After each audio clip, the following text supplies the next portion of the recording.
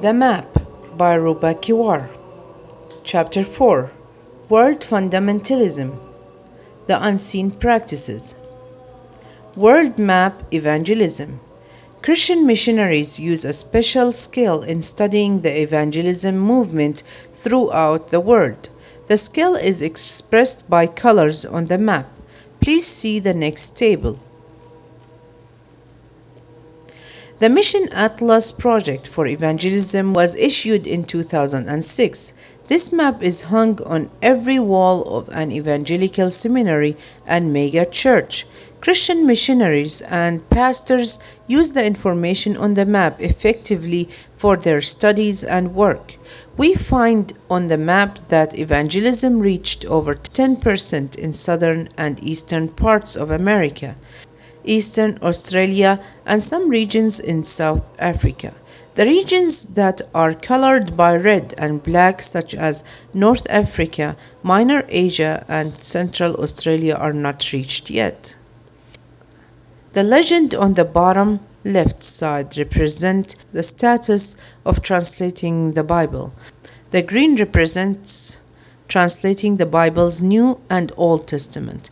The orange is translated the New Testament only.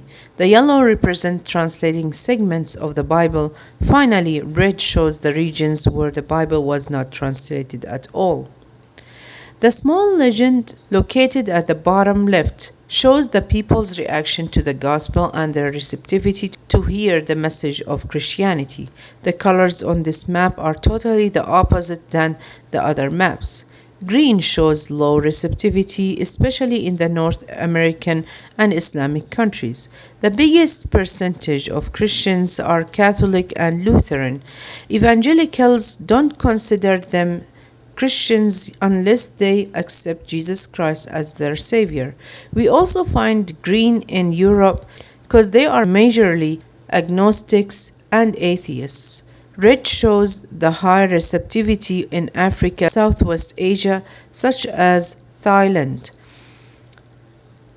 Southeast China, and Northwest Russia.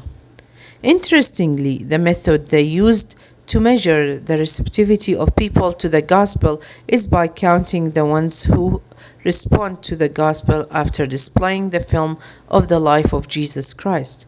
One example is where the missionaries prepare for a big meeting in one village in Africa, where they show them the movie. Afterwards, they present the salvation message and ask them if they accept Jesus Christ as their Savior. Then the ones who accept Christianity stand up, and the missionaries count the numbers of people. Professor John Michael Morris, who has been a long-term missionary in South Korea for over 10 years, having special studies in receptivity principles, says, "This way in calculating the numbers of new Christians is not accurate, especially if it is in the third world countries, such as in the villages of Africa and poor regions such as Afghanistan, Pakistan, etc. Unfortunately, when missionaries move from one village to another, we find a large number of people from the previous village follow the missionaries because they like them and love their gifts and prizes. So they watch the movies again, then stand up after the sermon. The same people stand up again, which makes it harder on the missionaries to accurately count the numbers of people who become Christians."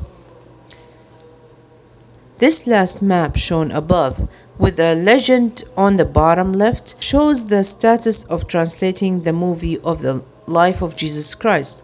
The green color shows that the movie was translated and displayed. Red color shows that the regions need to be studied furthermore to learn the language and translate it.